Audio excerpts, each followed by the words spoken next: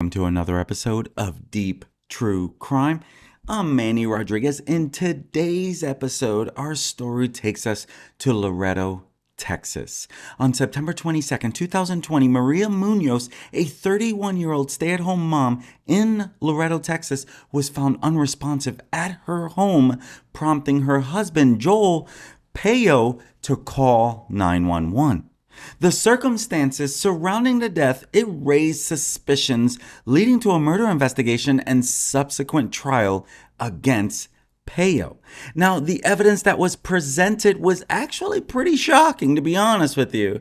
In this case, that included a chilling diary written by Maria herself, which played a significant role in convincing the jury of Pellot's involvement in this crime.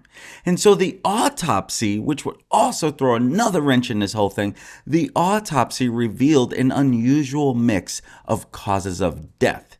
Now, what the husband originally said did not hold up, and they would literally break it down. This story was recently on 48 Hours, I believe, on CBS. And so this brought a lot of attention to this. So I dug into this story to even learn more. And so, at the end of the day, my goal is to be a voice for the victim. Because truth is, their story deserves to be heard. Because they were taken from this world way too soon against their own will. No fault of hers. And then for him to do the unthinkable. Now, he has since been convicted. So no need saying alleged, right? I don't know. Let me know what you think in the comments. I'll be right back.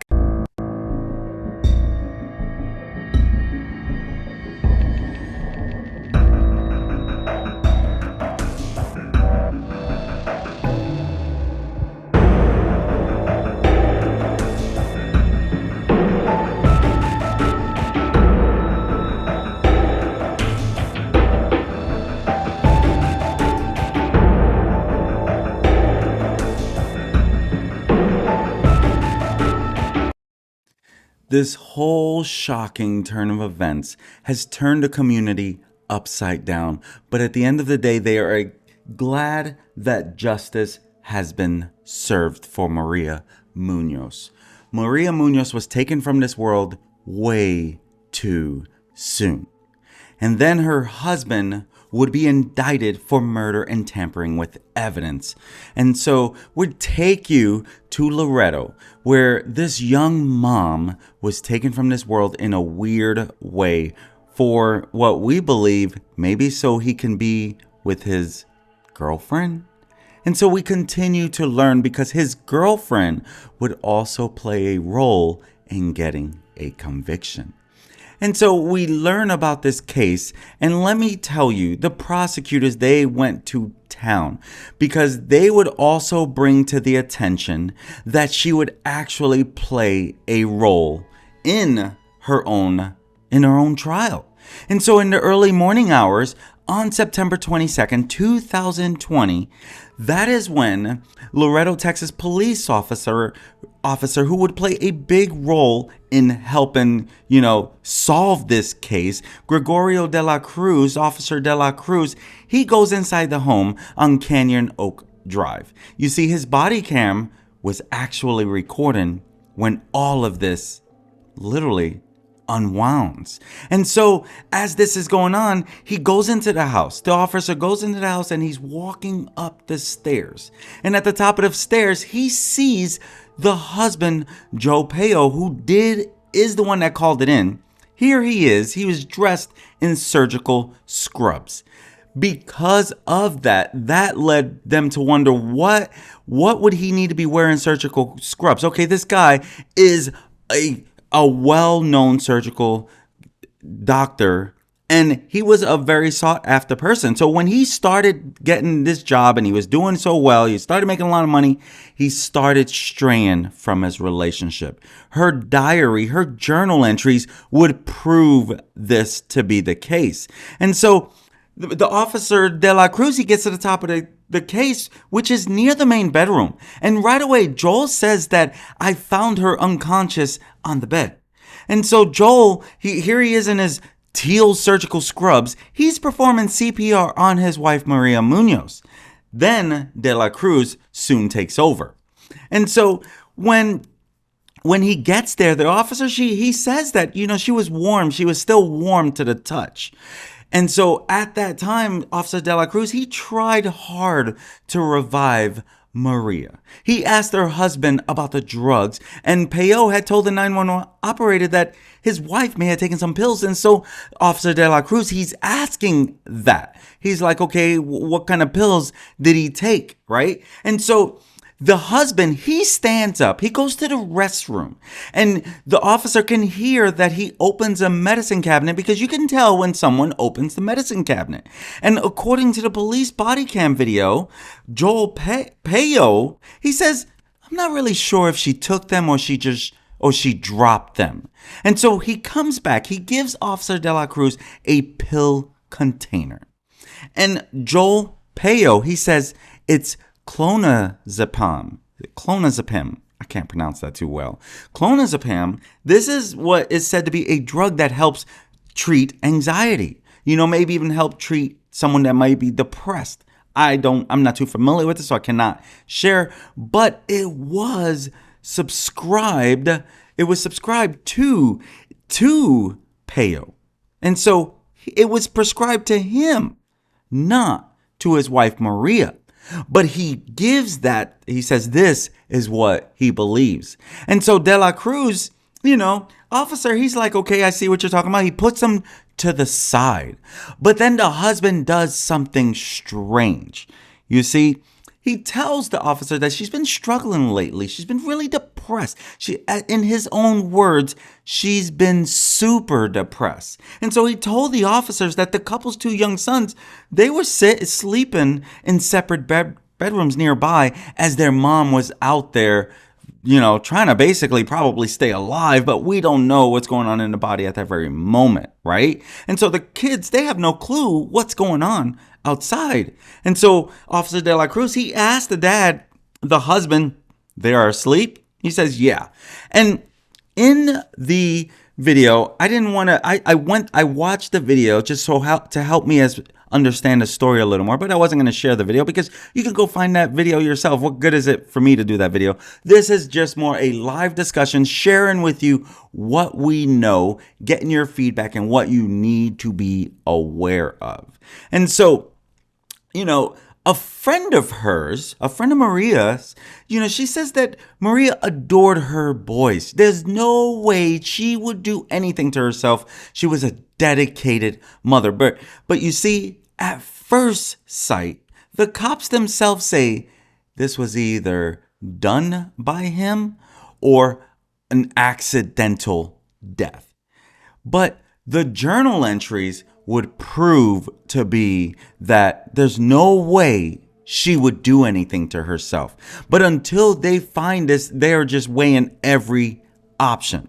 According to her friend Yasmin Martinez, she said that she would take her children to the park. She'd read to them before they went to bed. Just a really dedicated mother.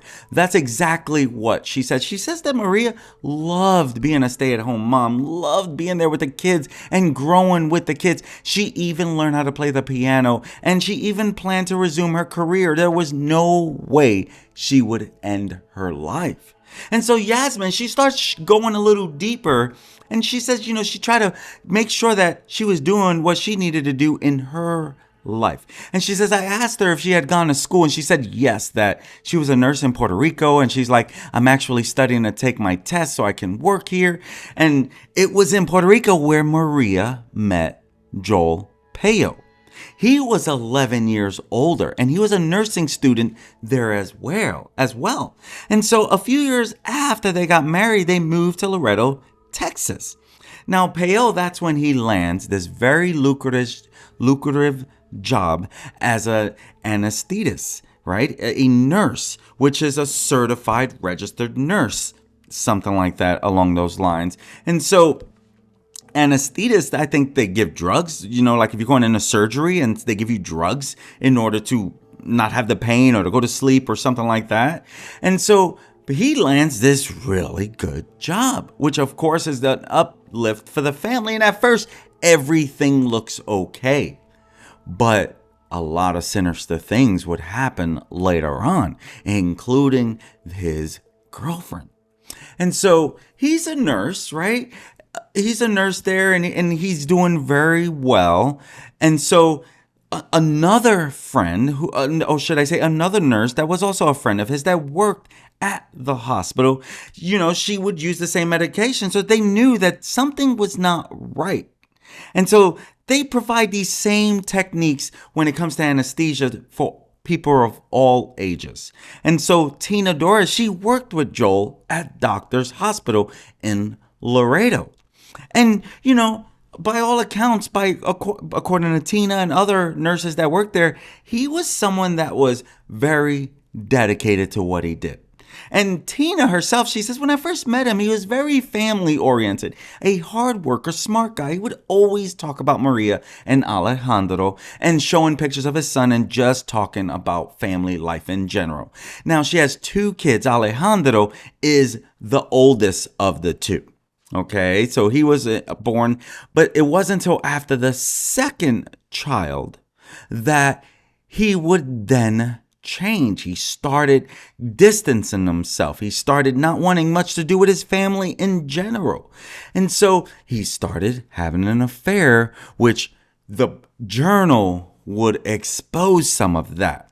And so Officer De La Cruz, when he gets there, he tells Pellot to go downstairs to the kitchen. And that's when De La Cruz realized that that pill container that he brought to me is now missing. Because you can see in the video that the officer tosses it to the side after seeing what she could potentially be on, because he doesn't know. He's just hearing the husband's side of things. But again, it wouldn't be too long after this that they're like, this crime scene doesn't make sense. This does not look like an accidental thing. But they still had to play all options, right? And so the officer, he's like, he had a prescription drug. Where is it? And so they play the video and they show at the moment that he grabs that prescription drug and he puts it in his pocket. So I found that very interesting too. But here's the thing is that when they did the autopsy, that drug wasn't in her system. So why would he say that? And some of this, as I was diving into this, I'm thinking this guy is supposed to be at top of his game, one of the best out there. But these little things, and this is what people would consider those human mistakes, that we're still human, right? He's a doctor, he's a professional, but he's still human, and humans still make mistakes. He made some serious mistakes that made it such a no-brainer to point directly to him. Okay? And so, of course, the officer's going to play it back, and he's like, he plays it to himself. He's like, I was like, he has to have them. So that's when I asked, hey, does he have pills? He comes up to the first landing of the stairs, and he tosses them. He tosses them to the officer. He tosses them. And so right there, the officer then realizes that is something strange you don't do if you just lose your wife and you have nothing to do with it. And so the officer believes, now I believe you're hiding something. And so he's going to dig a little deeper. And so it wouldn't be for almost 3 hours after he called 911 to share like, my wife is not doing well, and then we find out later that there's no way she would try to hurt herself, even though he was trying to insinuate she was very depressed. She might have taken too much. I don't know what could go wrong. She did describe her fears in her journal. And she says that her fears are of losing her family. She didn't want to lose her husband. She was worried about damaging her kids with this whole thing. She was worried about making the wrong choice. Do I stay with this cheater or do I go my own way? But this journal would show that she was planning on moving forward and getting stronger and getting through the hurt that this man has inflicted left and right on her. And so more would continue to come out. And so police, they begin asking Joel what had happened to his wife. They ask him, like, Joel, what happened? So he starts giving his hee-haw story. You know how that stuff goes. And honestly, the way he describes it, it brought me back to Barry Morphew. When she goes disappearing and he says, we have sex, I go to bed, something along those lines.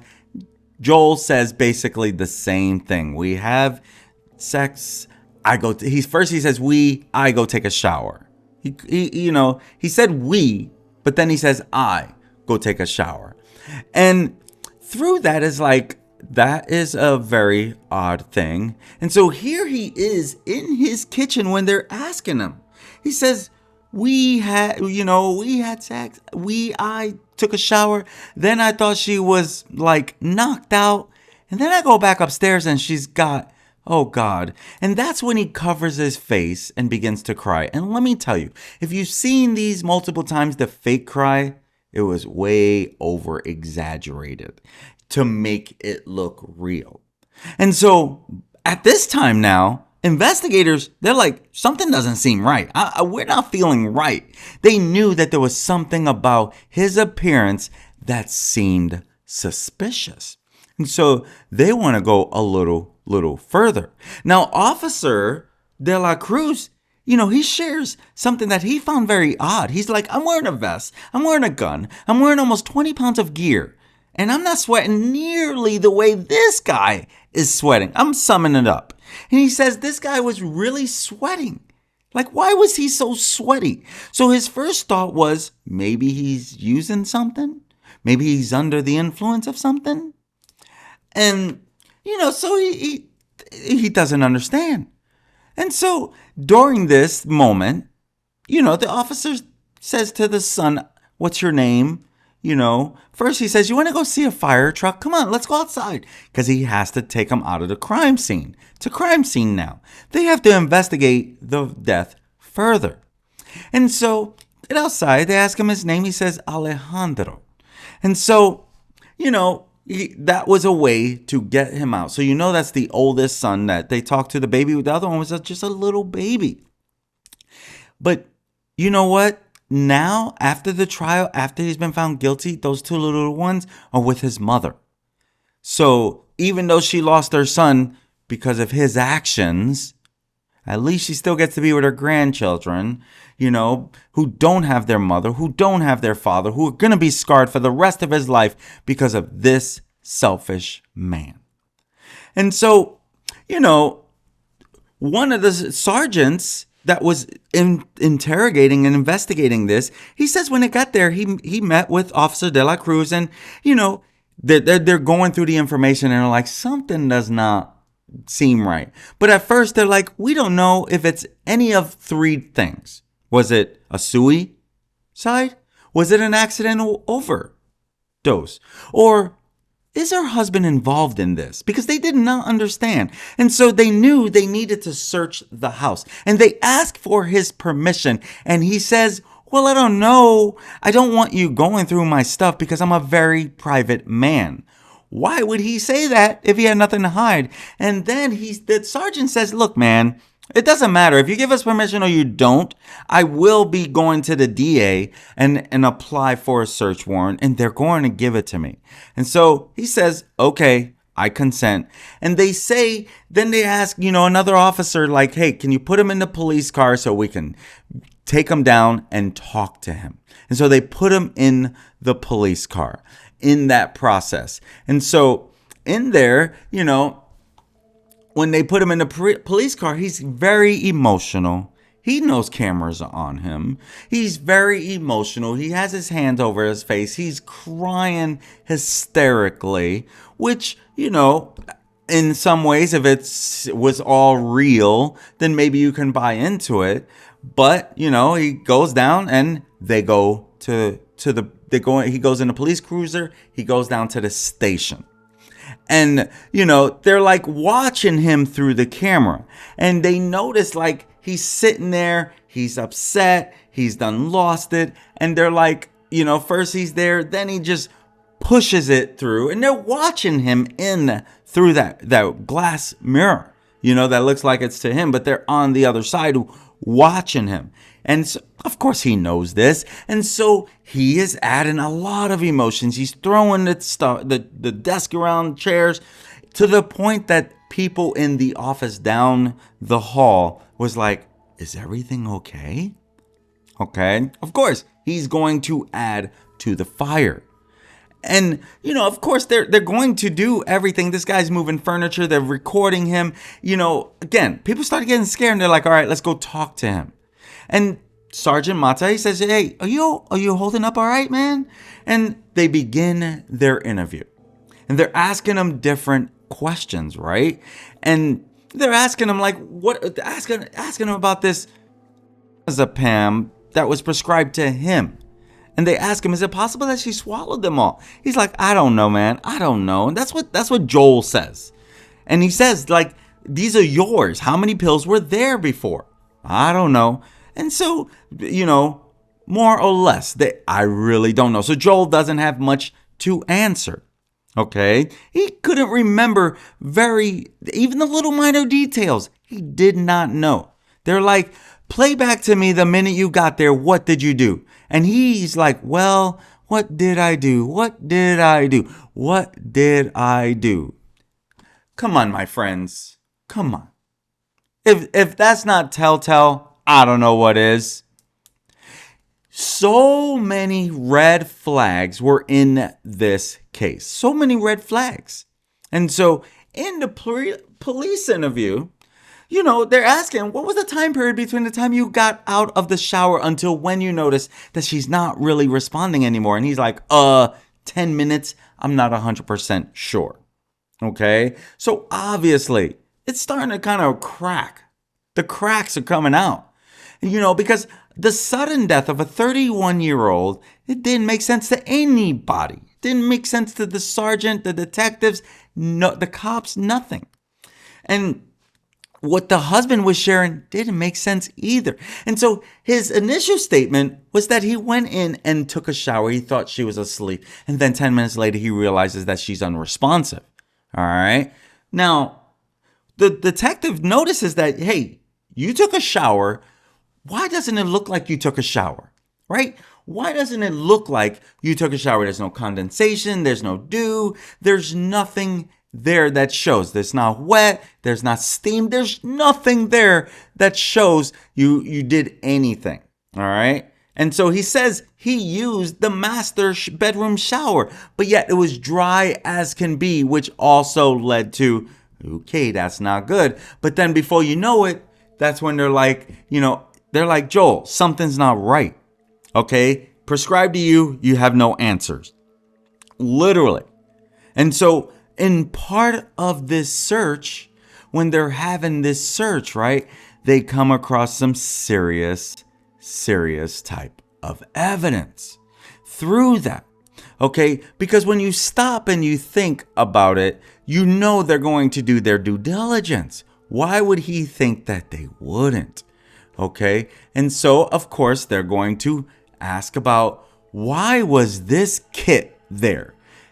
Now, he himself, all right, he's a doctor. These things would be at the facility, but to bring it home, it didn't make sense. And so they discovered a wrapper on their way up the stairs. They're like, there's a syringe wrapper on the floor. There's a needle catheter on the stairs, syringes, IV equipment. And so they wanted to know, why was that in the home? Help me understand why Joel would not understand. If he did not think this plan through, did he? And so they're like, why? And he's like, I don't know. And so then he does a weird thing. Okay, he does a weird thing in this case. All right, he makes a hand gesture. When he's like, why would it be in the home? He says, I don't really know, but he makes a hand gesture and he touches his bicep. Okay. And then Sergeant's asking, like, steroids? He says, yep, for me. So that's his reason for having it there. And so at the police station, someone else is saying something. They're coming out and they're like, okay, sir, I want to talk about this because something doesn't make sense. And, I want to share. And so, of course he's saying this is for increasing his muscles. That's why he points to his bicep, right? Now, with Pellot at the police station, Maria's close friend and a husband, they rush over to the house to take care of the kids, and they're also giving their feedback of how he started to change after, the baby's second child, or after the couple's second child. And even a co-worker of Pellot says that he had begun to see changes in that, he even saw the changes in Pellot's physique and personality 2 years before Maria's death. Like this was it was in a future no matter what. He says he lost a lot of weight, started gaining muscle, which also could be from the steroid, And so they weren't too sure that maybe there was some facts behind this steroid, you know what I mean? And so, but what the friend also noticed was he started flirting with girls more. He was real friendly, a lot more with them. And they did not understand why he would be more friendly with them. But then they ask about this little dot on her arm. And he didn't have an answer. They didn't understand that. Because she showed no signs of any type of substance abuse, nothing going into this. And so he even, started bragging to friends and family and colleagues about his wife and kids at first, and then all of a sudden he started changing. And so he started deleting the pictures of his wife, and he just started, doing odd things that no one could understand. But her notes would literally, number one, rule out the Sui, and number two, start painting a bigger picture of what was going on. Because you see, he had hurt her in ways that a husband should not hurt a wife. And so he started doing things that showed that he was starting to change his personality. And when they gave birth to the second child, he started pursuing a woman named Janet Arredondo. Now, Janet also worked at the hospital. And in the hospital, that's when they got really close. He starts spending a lot of money on her. No one understood why they would do that. And so in that process, they're like, okay, tell us about Jeanette.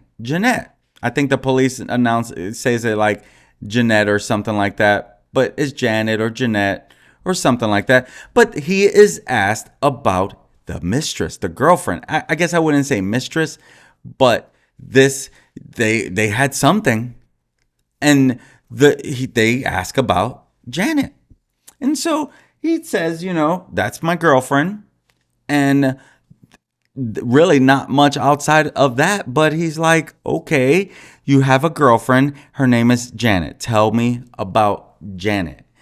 And so in the case of this, Janet at first does not reveal much when she is there, right?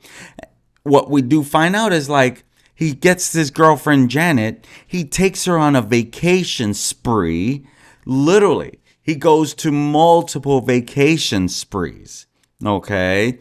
And he goes to France with her, he goes to Spain, he goes to Greece. It's like a vacation spree. And that's when his wife finds out about it, that there was more to this. And then this is Janet here. This is Janet. He meets Janet at the hospital. It's called Doctor's Hospital. And he takes her on these vacation sprees there. He quickly, falls for her. And she finds out about the affair. She finds out about the affair, and she confronts him and while he's there. And so Maria, she confirms her suspicion about her husband's infidelity when she found a plane ticket for one of those European trips. When her disappointment turned into a deep depression, that's when she was prescribed medication. Okay? And so, truth is, what we would find out is what helped the most in helping the investigators would be the journal entries.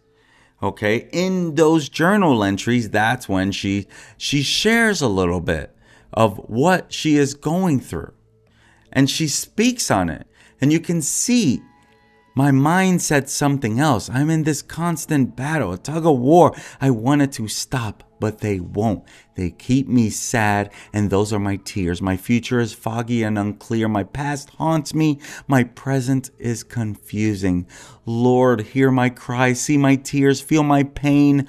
Bring me laughter, bring me peace, bring my happiness again. I don't want to be sad anymore. I don't want my heart to hurt. I don't want my mind to be in torture. And she did that. She shared these. And this is where it's like you knew she was fighting her battle. Okay? You knew she was fighting. Because she says, I don't want to be sad anymore. I don't want my heart to hurt. Right? But the thing about this is, yes, this looks like it's part of her hurt. Where it could look like someone wanted to do the unthinkable, right? But at times, in other notes, she also seemed very hopeful, believing her faith could mend the couple's 10-year marriage. She says, Lord, this is a lot for me. All I really want to do is see change in him. And you know what? She thought that worked. For a little while, she thought it worked. Literally. Just months after her husband had taken his mistress to those European vacations, Pellot, he treated Maria to a lavish getaway in Las Vegas, trying to make amends. And he even literally showed, how he bought her a Louis Vuitton purse, and he was trying to treat her to the royalties. But what seemed like a second chance in this marriage also didn't seem like it was going to last very long, because can you possibly guess? Yes, you probably can guess, because he could not get over Janet. He was too head over heels for Janet. And guess what he would do? He would go back with Janet. Okay? And so the sergeant asked him, how long you been with Janet? He says about 2 years. And then sergeant says, out of those 2 years, how long has Maria known about it? And he kind of, breathes heavily. He's like, for a while, for a long while. And so Pellot, he told Sergeant Mata that, he didn't live with his family. He lived away. He was living with Janet Arredondo for about 5 months before Maria's death. And so at one time, Maria did go to Janet's home because she saw Joel's vehicle outside. And so she confronted him. She bangs on the door. She calls him. She gives him an ultimatum. She says, you choose Janet or you choose me. He says, I choose Janet. She was heartbroken, but she knew she had to move on. And so Sergeant Mata, he continued to press, about the situation between Janet and Joel. And so he brings Janet in for an interview. And Sergeant Mata, he asks her, what is your relationship with him? I wouldn't have called you at 6:30 in the morning if it was just for being nosy. It's not that I'm trying to be nosy, but I'll get to where I'm going. And that's what Sergeant had said to her. And so Janet says, he's my boyfriend. And she continues to ask about Pellot. And so he asked Janet, and then he tells her about Maria. The reason that I'm here is because last night Joel's wife passed away. There doesn't appear to be any, right now, type of foul play. We're still pending an autopsy, so let's get with, how did you and Joel even start dating? And Janet, she kind of lost it for a minute. And she needed to take a breather. She starts crying. And the sergeant says, take your time. I know it's all kind of thrown at you really all of a sudden, and Janet, she holds her head in her hands and she's like, I'm sorry. What was your question? She sounded like, to me, in listening to this, she was in shock at that very moment. And then so he asks again, how long have you and Joel been dating? She's like, almost 2 years now. And asking, did Maria, his wife, did she do drugs? Janet says, no, not that I'm aware of. He just told me that she was very depressed. And so when Sergeant Mata mentions Maria may have overdosed or Arredondo, she seems surprised. And then Janet, she says, wait a minute. Are you saying she overdosed? And then Sergeant says, we don't really know yet. She's trying to backtrack really quick, not trying to go there just yet. And he says the main thing is, when we tell our family, they're going to automatically think that Joel's a part of this. And, I'm summing it up, okay? I'm summing it up without going word for word on every single thing. But the family's going to say, they're going to think that Joel did it. And they're going to think that either he did it and that he killed her and that you, Janet, had something to do with it. And tells her, we just want to rule you out.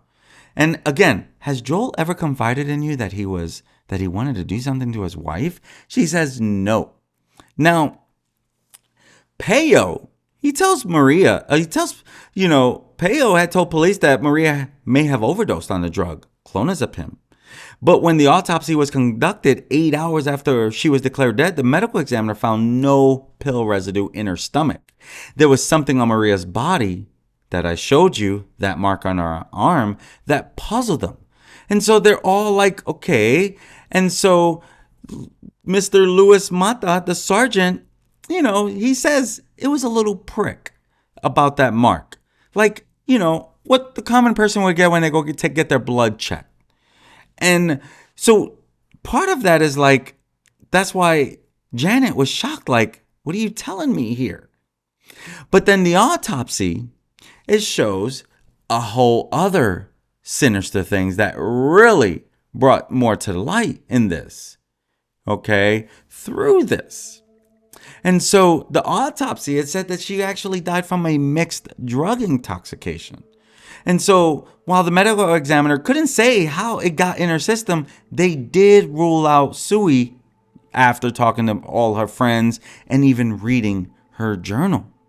Because the day before she died, she wrote in her journal, what is it that I want? Number one, move forward. There was no way she was thinking about doing something to herself. And so the question was, could she have accidentally done this, or was it murder? Now, when Dr. John Hunsinger, who is also an anesthesiologist and also Pellot's former boss, when he heard about this, he went into action himself. He calls Detective Mata and he told him his concerns. And so they continue. And so all this suspicion continued to grow on Joel. Okay. And so even at the funeral, people were so upset about how much he was putting on a show. People in the audience, Jasmine Martinez, the friend, she said her funeral was really sad. Joel was there and he was crying. He seemed very upset, very sad. But to Maria's friend, Jasmine, he seemed a little too upset, too sad. Jasmine, she says, what made me feel angry was him near the casket crying over her, giving her kisses like, why now? You have made her suffer and cry so much, and you're doing this now. And so she was upset, right? She did not understand why you're doing this. And so, that's when they're like, we got to dig even deeper. But also in this process, they find more to this. They find that she actually recorded a video of her and him in an argument. And in that argument, she tells him, if you get out this door, we're getting a divorce. He says something along like, fine, and he's out the door. And so that's where it's like, he just really, there's so much on this, right? And so at the end of the day, it's always going to come back to the husband. So he knew that. But here's the truth. Okay, here's the truth. When, Janet is in this argument, when she gets to the home, right? When she's there, she's like, I see my husband's car out there. She goes, she rings the bell. They're fighting, they're talking. Janet's upset, right? And so Janet's upset. Everyone's upset. She's giving him an ultimatum. He's like, I choose Janet. And so everyone's like, something is not right about this whole thing. And so investigators, they began to question Maria's friends. And that's when they discovered that the Saturday before Maria died, there was that confrontation at Janet's house when Maria saw Pellot's car there. So she went over there on purpose, but then when he was in there, she confronted him. And so that's when she stepped out of the car and then she rings the doorbell. And according to Angela Montoya, Maria, seen on Janet's doorbell camera, gave Pellot that ultimatum. And that's when he says, I choose Janet. And so Janet, she called police. And when the responding officer arrived at her home, he called Maria, who had by then had left with Pellot. When Maria answered her phone, the officer's body cam recorded the sound of Joel berating her in the background. And he says, and you can hear it, hey, I'm effing talking to you right now. Hang up the effing phone. The responding officer turns to Janet and he says, I guess that's your boyfriend. She says, yeah. And so according to Janet, Maria told her that Pellot became violent. And I'm sorry, according to Angela. Did I say Angela or did I say Janet by mistake? Sorry about that. According to Angela, she said that Maria told her that Pellot became violent. And he got so frustrated with everything that he even punched the windshield and he broke it. Yep, he left a crack. That's how hard he hit it. And so Sunday morning, the next day, Maria texted her husband about hiring a divorce lawyer. And he replies, we can do this with minimal lawyer intervention. It's too much money. Pellot then seems to have a change of heart. And then he sends Maria an email. And in the email, he says, I am sad. I am hurting inside. My gosh, you've probably heard that before. I want to sit down with you to talk without arguing, a heart to heart. Remember that, a heart to heart. She bought into that. She literally bought into the fact that she thought he wanted to have a heart to heart. And so they agreed to meet Monday night, the following night, 2 days after this big fight in front of Janet's.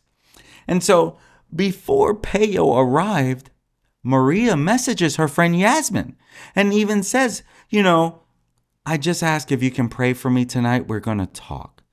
And then Yasmin answers, yeah. Oh, I got you, girl. I got you. And so she says, I would pray for you. But unfortunately, that's just not what would continue to help, right? And 4 months after Maria's death, that's when Sergeant Mata and Officer De La Cruz, they finally get the toxicology test results that they had been waiting for. And none of it had clonazepam in it, which also went back to, that is odd. We need to dig further into this. 0 clonazepam, the drug that Pellot claimed Maria had taken. Instead, the toxicology report revealed 7 other drugs in Maria's system. And so it had, I hope I can say this, I'm not too sure if this video will be banned for this, but it tested positive for morphine, Demerol, Versed, Propofol, ketamine, lidocaine, and Narcan.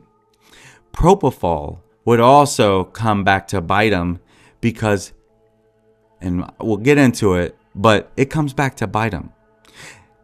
All of those medicines are typically used during surgery, and he is a surgeon. At that moment, when they got that back, the detective, the sergeant, they knew right away he did this to her. He killed her. That's when they get a warrant. And Officer De La Cruz, who had tried to save Maria's life, returned to Pellot's home to make the arrest. And as soon as they knocked on the door, he knew why they were there. And so, literally, no problem.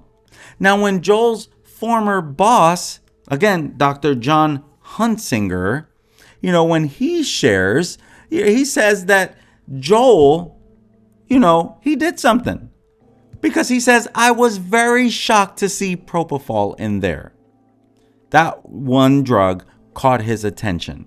He said, you have to get it from a hospital. It's not something you easily find on the streets. While most of those drugs that they did find, could be consumed by mouth, propofol is usually injected by someone else with an IV. Again, you saw what they found in his home. And so one of the things that Dr. John says that propofol does, it relaxes you greatly, but it doesn't last very long. It makes you stop breathing if you have too much. And so they think that maybe he put too much of it in her system in order to do it to her. That was the whole thing. And so propofol, I believe, is something that was associated with Michael Jackson, right? The famous pop artist who, they say that he took too much of that. And I think that might have been the first time I ever heard of that propofol, I believe. And so Michael Jackson, he died in June of 2009. And, wow, it's already been that long, huh? And so when you stop and you think about it, that was blamed in part of an accidental overdose. So, of course, at first it's like, but they didn't see anything else that she could have done this that can prove that she would have done this to herself. So that highly elevated level of that drug was found in her system. And the doctor, John Hunsinger, he said that hers was the highest level that he had ever seen. And to him, he said it was death by propofol. And so then the detectives, they're like, all right, we need to bring Janet back in because she knows more than she's telling us in reference to this. And so she comes back in for another interview. And of course, they're going to press her hard on this, but they're going to ask the right questions this time.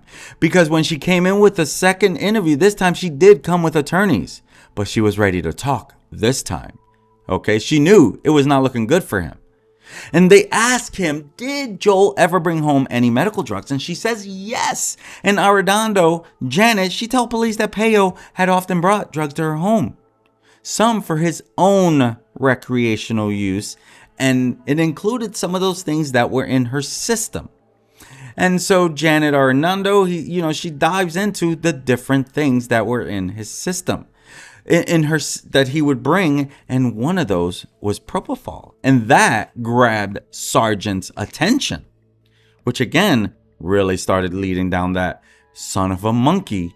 He did this, and with that is when a strong team of these ladies, I feel like they're superheroes because they came into this case full force, literally. And so after this propofol, this whole thing kicked into full force. And then that's when District Attorney Isidro Alanis, she selected a team of attorneys, and literally you can see them all right here. Okay, they went to town and they went to work, and they were called Maria's team. So they get a search warrant for her home. This is Janet's home. Then they offered her a deal. We will give you immunity from any type of prosecution if you work with us. And so all four prosecutors were convinced that Maria's husband had methodically planned all of this out. And they planned to do this to the devoted mother. And so it wasn't enough that he made her suffer. He would end her life in the worst way. And so, now we wait to see what's outside of this, because Truth is, there was justice because these prosecutors went all in and they went crazy. They really put into effect that journal. And so when they got there, they knew this was time and we have an open and shut case. But of course, he was acting like he was going to beat it. It didn't work that way. And so you got to stop and you got to think they had evidence. He was not going to be getting away with this. Okay. You can see the different toxicology reports. You can see in that some of what it was saying in reference to this. Okay. And so these ladies, great job as I close this out. Janet, you should have stayed out of it. She did not deserve this. Rest in peace, Maria Munoz, taken from this world way too soon. This young and healthy Texas mother, she died unexpectedly. No one knew why. We would find out the husband did the unthinkable after they would find 7 different surgical drugs in her system. At first, was it murder or a terrible accident? But the evidence showed Joel Pellot's trial for the murder of his wife tells a different story, and now he will serve the rest of his life in prison. I'm Manny Rodriguez. This has been another episode of Deep True Crime. My friends, if you're a person of prayer, please pray for the family. Please pray justice for Maria.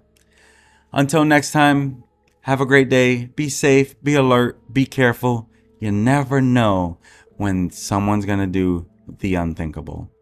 She let him in. She thought he was coming in for the right reasons. He was coming in to end her life. This has been another episode of Deep True Crime. Until next time, be safe, be aware, be alert. Peace.